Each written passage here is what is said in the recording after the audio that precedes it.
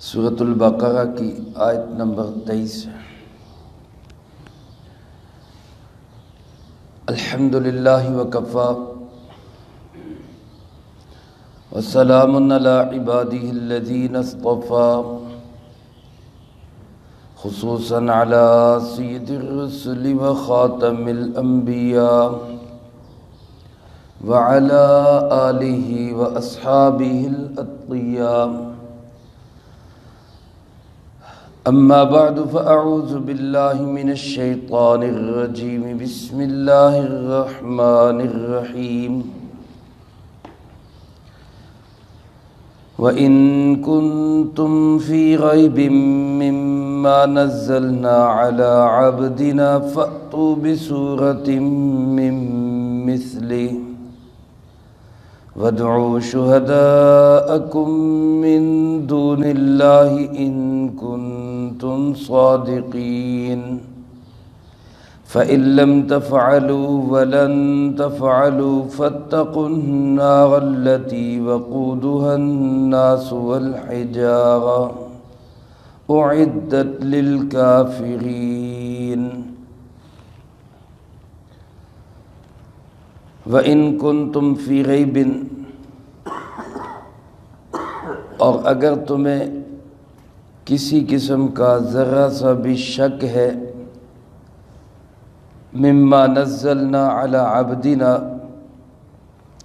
اس کلام و پیغام میں جو ہم نے نازل کیا اپنے خاص بندے یعنی حضرت محمد صلی اللہ علیہ وسلم پر، فَأْتُوا بِسُورَةٍ مِّن مِّثْلِهِ، تو لے آؤ ایک صورت اس جیسی بنا کر، وَادْعُوا شُهَدَاءَكُم مِّن دُونِ اللَّهِ، اور بلاؤ اپنے سب حمایتیوں کو اللہ کے سوا، ان کنتم صادقین، اگر ہو تم سچ بولنے والے، فَإِن لَّمْ تَفْعَلُوا، پھر اگر تم ایسا نہ کر سکو، وَلَن تَفْعَلُوا، اور ہرگز تم ایسا نہیں کر سکو گے، فَاتَّقُوا النَّارَ، تو بچو اس آگ سے، الَّتِي وَقُودُهَا النَّاسُ وَالْحِجَارَةُ،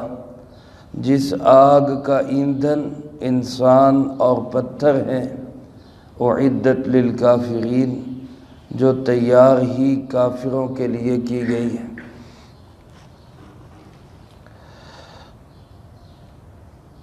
سورۃ البقرہ کی اس آیت نمبر 23 اور 24 میں اللہ رب العالمین نے جناب محمد کریم خاتم النبیین صلی اللہ علیہ وآلہ وسلم کی رسالت کا تذکرہ کیا ہے۔ جیسا کہ اس سے پہلی 2 آیات مبارکہ میں اللہ پاک نے اپنی توحید کو مختلف محکم اور مضبوط دلائل سے ثابت کیا، تو توحید کے بعد دوسرا نمبر ہوتا ہے رسالت کا۔ یہ 2 بنیادی ستون ہیں، 2 بنیادی پلر ہیں جن پر پورے اسلام کی عمارت قائم ہے۔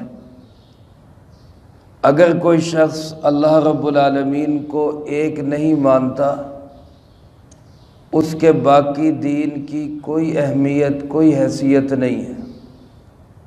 اگر کوئی شخص جناب محمد کریم صلی اللہ علیہ وسلم کو اللہ کا نبی اور رسول اور آخری نبی اور رسول نہیں مانتا، تو اس کے بھی دین کی اور اسلام کی کوئی حیثیت، کوئی حقیقت نہیں ہے۔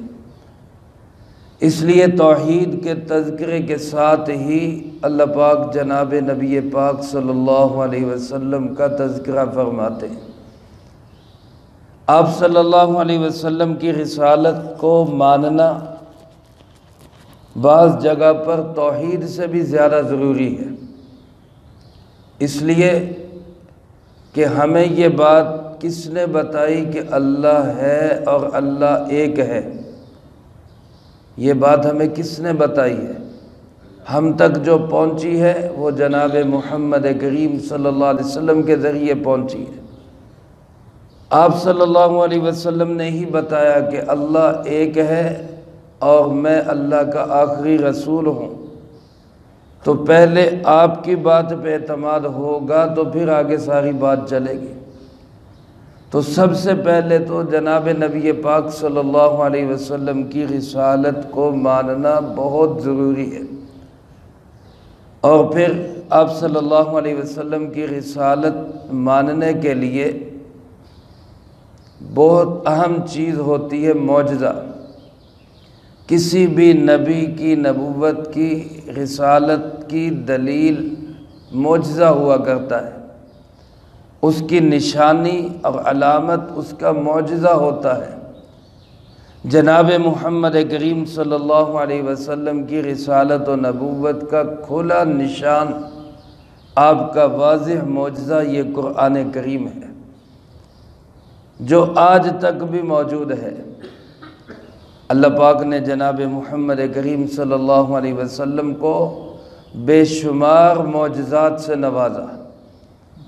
ہمارا یقین ہے کہ اللہ پاک نے جو معجزات باقی انبیاء علیہ السلام کو دیے، آپ صلی اللہ علیہ وسلم کے معجزات تعداد میں بھی سارے نبیوں سے زیادہ ہے، اور کوالٹی میں بھی سارے نبیوں سے اعلیٰ معجزات ہیں۔ حسن یوسف، دم عیسیٰ، ید بیضا داری، آنچ خوباں ہما دارن تو تنہا داری، وہ ایک ایک خوبی، وہ ایک ایک صفت، وہ ایک ایک معجزہ جو سارے نبیوں میں علیہم السلام ایک ایک تھا، ان سارے اوصاف حمیدہ، خصال علیہ کو اگر جمع کیا جائے تو اس گلدستے کا نام جناب محمد کریم صلی اللہ علیہ وسلم ہے۔ ان بے شمار معجزات میں سب سے اعلیٰ، سب سے عرفہ، سب سے بلند و بالا معجزہ یہ قرآن کریم ہے۔ میرے عزیز دوستو، جس وقت جناب محمد کریم صلی اللہ علیہ وسلم کے سر پہ، سر مبارک پہ تاج نبوت بلکہ تاج ختم نبوت سجایا گیا، اس ماحول کے اندر عرب کا معاشرہ اپنی زبان پر، اس لینگویج پر، عربی بولنے پر اور عربی کے قادر الکلام ہونے پر بڑا ہی فخر کرتا تھا، اور اس میں کوئی شک نہیں۔ حالانکہ وہ عام طور پر ان پڑھ تھے، کسی سے پڑھتے نہیں تھے، کوئی سکول ان کے پاس نہیں، کوئی یونیورسٹی نہیں، کوئی دارالعلوم نہیں، کوئی مدرسہ نہیں، سوائے گرم ریت کے، پہاڑوں کے یا چند بھیڑ بکریوں کے، ان کے پاس جدید دنیا کی کوئی چیز نہیں تھی۔ اس وقت کے بھی جو متمدن اور ترقی یافتہ شہر تھے، ان شہروں کی سہولیات بھی اس میں کم گرما میں نہیں تھی، لیکن ان کا ایک ایک بچہ، ان کی ایک ایک بچی، ان کا مرد، ان کی عورت زبان ایسے بولتے تھے، عربی ایسی بہترین ہوتی تھی، گفتگو ان کی اتنی عمدہ اور سلیقہ مند ہوتی تھی کہ انسان کی عقل حیران رہ جاتی تھی۔ سینکڑوں نہیں، ہزاروں اشعار ان کی نوک کے زبان پہ پڑے ہوتے، اور بیٹھ کے لکھتے نہیں تھے، مشق نہیں کرتے تھے، ایسے زبان پر جاری ہوتے کہ جیسے زبان کے اندر ہی کوئی مشین فٹ ہے جو ان کو الفاظ کا ذخیرہ دے رہی ہے۔ اللہ پاک نے ان کو یہ صلاحیت دی تھی، اتنی ان کو اپنی زبان پہ ناز تھا اور فخر تھا کہ وہ عربی بولنے والوں کے علاوہ باقی سب کو سمجھتے تھے کہ یہ گونگے ہیں۔ عجمی، ہمیں سب کو کیا کہتے ہیں؟ عجمی۔ عجمی کا معنی گونگا۔ گویا وہ اپنے آپ کو کہتے تھے کہ ہم بولنے والے ہیں، باقی سارے گونگے ہیں، یہ وہاں کرتے ہیں، پتہ نہیں کیا بولتے ہیں، ان کو بولنا نہیں آتا۔ اللہ رب العالمین نے اسی لائن کا معجزہ ان کو دیا قرآن کریم کی شکل میں۔ جناب محمد کریم صلی اللہ علیہ وسلم کے لسان مبارک پہ یہ کلام جاری کیا جبکہ آپ 40 سال ان کے اندر رہے، کسی استاد سے علم حاصل نہیں کیا، کسی سکول میں نہیں گئے، کسی مدرسے میں نہیں گئے، کسی سے جا کر سیکھا نہیں، اور 40 سال تک کوئی ایسا کلام بھی نہیں کیا، اور 40 سال کے بعد جب نبوت ملی تو ایک دم ایسا کلام زبان مبارک پہ جاری ہوا کہ جس کی مثال لانا ان کے لیے ممکن نہیں تھا۔ یہ سب کس نے کیا؟ اللہ رب العالمین نے۔ پھر اسی لیے قرآن کریم نے چیلنج کیا کہ اگر تمہیں کوئی شک ہے کہ یہ کلام حضرت محمد صلی اللہ علیہ وسلم کا اپنا کلام ہے، اللہ کا کلام نہیں ہے، انہوں نے خود بنایا ہے، تو اگر یہ بنا سکتے ہو تو تم کیوں نہیں بنا سکتے؟ تمہیں بھی تو اپنی زبان پہ عبور حاصل ہے، تم بھی تو قادر الکلام ہو، تمہاری نوک زبان پہ بھی تو سینکڑوں ہزاروں اشعار پڑے ہوتے ہیں، اس جیسا کلام تم کیوں نہیں لا سکتے؟ چنانچہ قرآن کریم نے چیلنج کیا۔ سب سے پہلے بنی اسرائیل سورت مکی سورت ہے، اس میں قرآن جیسا قرآن لانے کا چیلنج کیا گیا، بلاؤ انسانوں جنوں کو، سب کو بلا کر سب کے تعاون سے قرآن جیسا قرآن لاؤ۔ پھر سورت ہود میں اس چیلنج کو تھوڑا نرم کیا گیا اور اس میں کہا گیا فَأْتُوا بِعَشْرِ سُوَرٍ مِّن مِّثْلِهِ، پورا قرآن نہیں لا سکتے تو اس جیسی 10 صورتیں بنا کے لے آؤ۔ پھر سورت یونس میں اور اس کو کم کر دیا اور فرمایا فَأْتُوا بِسُورَةٍ مِّن مِّثْلِهِ، ایک صورت ہی اس جیسی بنا کے لے آؤ۔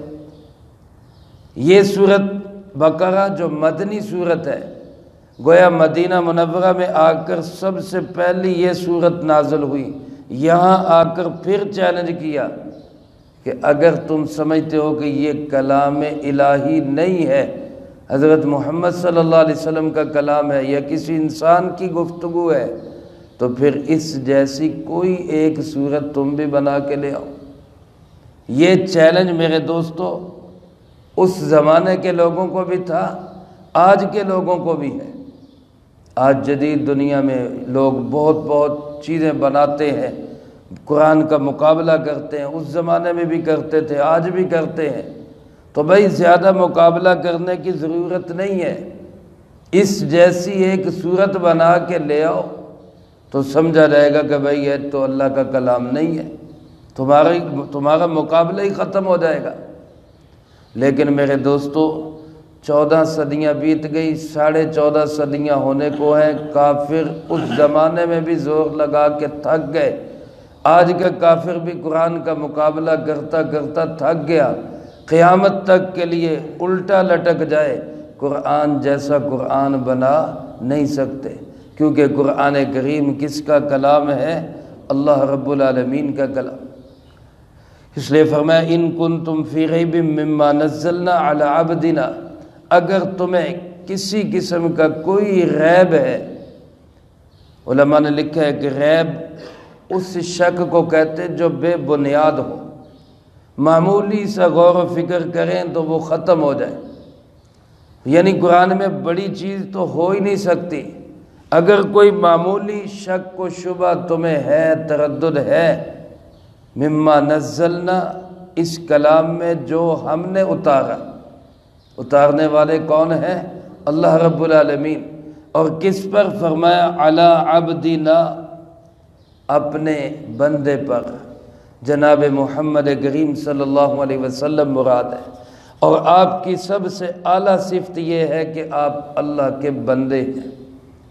علماء نے لکھا ہے یہاں لفظ علی استعمال کیا جو استعلاء کے لیے اور احاطے کے لیے آتا ہے، مطلب یہ کہ جو ہر وقت اللہ رب العالمین کے احاطے میں ہیں اور ہر وقت اللہ کے نور کی تجلیات ان پہ برس رہی ہیں، وہ اللہ کے خاص بندے جناب محمد کریم صلی اللہ علیہ وسلم جن پر یہ کلام الہی اتارا گیا۔ اگر اس میں کوئی شک ہے تو فَأْتُوا بِسُورَةٍ مِّن مِّثْلِهِ، اس جیسی ایک صورت تم بھی بنا کے لے آؤ۔ صورت کہتے ہیں ٹکڑے کو، قرآن کریم کی صورتوں کو بھی اسی لیے سورت کہا جاتا ہے کہ وہ ایک ٹکڑا ہے قرآن کریم کا۔ تو سورت تنوین کے ساتھ عام لفظ لا کر بتایا کہ بڑی صورت نہیں، کوئی چھوٹی صورت ہی بنا کے لے آؤ۔ سورت اخلاص، سورت الکوثر، سورت العصر قرآن کریم کی چھوٹی صورتیں ہیں، کوئی ایک صورت ان صورتوں جیسی بنا کے لے آؤ۔ لیکن میرے عزیز دوستو، اس زمانے کے لوگوں نے بھی شدید مخالفت کے باوجود اس کی جرأت نہیں کی، آج کے لوگ بھی شدید ترین مخالفت کے باوجود اس کی جرأت نہیں کر رہے، کیوں کہ یہ کام ان کے بس کا کام ہے ہی نہیں۔ اللہ پاک فرماتے ہیں صرف خود نہ لاؤ، وَادْعُوا شُهَدَاءَكُمْ، اپنے شہداء کو بھی بلاؤ۔ شہداء سے مراد جتنے حمایتی، جتنے تمہاری بولیاں بولنے والے، جتنے قرآن کے مخالفین، سب کو اکٹھا کرو۔ اور بعض نے فرمایا شہداء سے مراد وہ بت جن کو خدا کا ساجی بناتے ہو، وہ طاقتیں جن کو اللہ کے مقابلے میں سمجھتے ہو کہ یہ بھی الہ ہے، یہ بھی معبود ہے، ان جیسا ان کو بھی اکٹھا کرو اور ان سے بھی کہو کہ قرآن جیسا قرآن بنا کے لانا ہے۔ من دون اللہ، اللہ کے سوا سب کو بلاؤ، ان کنتم صادقین، اگر تم سچے ہو۔ لگاؤ زور اس پہ۔ بھئی دنیا، آج کی دنیا بھی اعلان کرتی ہے ہم قرآن کو ختم کریں گے، نعوذ باللہ من ذالک، تو بجائے ختم کرنے کے مقابلہ کرو، اس جیسا بنا کے لے آؤ۔ اللہ پاک چیلنج کرتے ہوئے فرماتے ہیں فَإِن لَّمْ تَفْعَلُوا، اگر تم نہ کر سکو، وَلَن تَفْعَلُوا، اور میں پیشین گوئی کرتا ہوں، اللہ پاک فرما رہے ہیں کہ تم نہیں کر سکو گے، ہو ہی نہیں سکے گا تم سے۔ کہ کتنی بڑی ایک قرآن کریم کی ان کو جو ہے ایک چیلنج ہے، ان کو کتنا بڑا قرآن کریم کا یہ معجزہ ہے کہ قرآن کریم کہہ رہے کہ تم نہیں کر سکو گے۔ تو بھئی آج کے دور کے لوگ سمجھتے ہیں ہم ایٹم کے لوگ ہیں، ہم بڑے جناب، ہم نے ایجادات کر لی، ہم نے بہت کچھ بنا لیا، ہم چاند پہ چلے گئے، ہم مریخ پہ چلے گئے، جہاں مرضی چلے جاؤ۔ اس اچھل کود کا فائدہ کیا؟ اگر تمہارا مقصد قرآن کی مخالفت ہے تو قرآن جیسا قرآن لا کے دکھاؤ، اس کے الفاظ جیسے الفاظ لا کر دکھاؤ، اس کے مضامین جیسا مضمون لا کر دکھاؤ، اس کے اندر جو نظام اللہ پاک نے رکھا ہے اس نظام جیسا نظام لے کر آؤ، اس کے اندر جو شہروں کو بنانے کا، جو دنیا کے انسانوں کی بہت اچھی فلاح و بہبود کا جو قرآن کریم نے پروگرام دیا ہے، اس سے بہتر پروگرام لے کر آؤ۔ لیکن قرآن کا چیلنج ہے کہ لن تفعلوا، نہیں کر سکو گے، نہیں کر سکو گے، نہیں کر سکو گے، ہرگز تم اس کا مقابلہ نہیں کر سکتے۔ لیکن آج کا انسان بھی اس قرآن کے چیلنج کو توڑ نہیں سکتا۔ اللہ پاک فرماتے جب یہ نہیں ہوتا، نہیں اس کا مقابلہ ہو سکتا، نہیں اس کی مثل لا سکتے، اس جیسا کلام نہیں بنا سکتے، تو پھر کیا کرو؟ فاتقوا النار، پھر باز آ جاؤ، پھر واپس آ جاؤ، پھر مان لو کہ جناب محمد کریم صلی اللہ علیہ وسلم اللہ کے سچے رسول ہیں، پھر مان لو کہ آپ کی تعلیمات الہیہ ہی ہیں، پھر آپ کی بات کو تسلیم کر لو تاکہ تم اس آگ سے بچ سکو۔ فاتقوا النار، پھر بچو اس آگ سے، التی وقودها الناس والحجارہ، جس آگ کا ایندھن لکڑیاں نہیں ہے، جس آگ کا ایندھن بالن نہیں ہے، جس آگ کا ایندھن پٹرول یا کوئی اور آئل اور تیل نہیں ہے، بلکہ اس آگ کا ایندھن انسان اور پتھر ہے۔ اس آگ کو جلائے ہی انسانوں سے جائے گا، اس آگ کو بھڑکائے ہی پتھروں سے جائے گا۔ علماء فرماتے پتھروں سے مراد عام پتھر بھی ہو سکتا ہے، پتھروں سے مراد خاص پتھر جو آتشین پتھر ہیں وہ بھی ہو سکتے ہیں، اور پتھروں سے مراد وہ پتھروں کے مجسمے جن کو یہ معبود سمجھتے تھے، کیونکہ اللہ پاک نے دوسری جگہ فرمایا انکم وما تعبدون من دون اللہ حسب جہنم، تم اور جن کی تم عبادت کرتے ہو یہ سب جہنم کا ایندھن بنیں گے۔ وہ پتھر بھی مراد ہو سکتے ہیں۔ بہرحال اللہ پاک فرماتے ہیں اپنے آپ کو اس آگ سے بچاؤ جو بڑی شدید ترین آگ ہے، اعدت للکافرین، اور وہ تیار ہی کن کے لیے کی گئی؟ کافروں کے لیے۔ اللہ کا شکر ادا کریں کہ ہم ایمان والے ہیں، سب کہہ دیں الحمدللہ۔ اللہ ہمیں اسی ایمان پر موت نصیب فرمائے۔ یہ آگ مومنوں کے لیے تیار نہیں کی گئی، اس کی اصل تیاری کافروں کے لیے ہی ہے۔ خدا نہ خواستہ کوئی مومن گناہ گار آگ میں جائے گا بھی تو وہ جلانے کے لیے نہیں، وہ صرف صفائی کے لیے، اس کو صاف ستھرا کر کے پھر اس کو جنت میں داخل کر دیا جائے گا۔ یہ ایمان کی برکت ہے۔ اللہ ایمان پہ خاتمہ نصیب فرمائے۔ لیکن جس کا خاتمہ ایمان پہ نہ ہوا، حالت کفر میں ہو گیا، اللہ کی قسم اس کی نجات کا کوئی راستہ نہیں، کوئی راستہ نہیں ہے۔ اللہ پاک ہم سب کے ایمان کی حفاظت فرمائے۔ ایمان کی حفاظت کا ذریعہ کیا ہے؟ قرآن کریم سے تعلق جوڑے، اللہ والوں سے تعلق جوڑے، علماء کی مجلسوں میں بیٹھے، نبی کریم صلی اللہ علیہ وسلم کی باتیں سنیں۔ اس سے ہمارا ایمان محفوظ بھی ہوگا، مضبوط بھی ہوگا۔ اللہ مجھے آپ کو سب کو اس پہ عمل کی توفیق نصیب فرمائے، جو کہا سنا اس کو زندگی میں لا کے دوسروں تک پہنچانے کی توفیق عطا فرمائے۔ اللہم انت السلام ومنک السلام، تبارکت ربنا وتعالیت یا ذا الجلال والاکرام۔ اللہم اعنا علی ذکرک وشکرک وحسن عبادتک۔ اللہم احسن عاقبتنا فی الامور کلہا واجرنا من خزی الدنیا وعذاب الآخرہ۔ اللہم باقیتا کباقیت الولید۔ اللہم استر عوراتنا وآمن روعاتنا۔ اللہم انا نجعلک فی نحورہم ونعوذ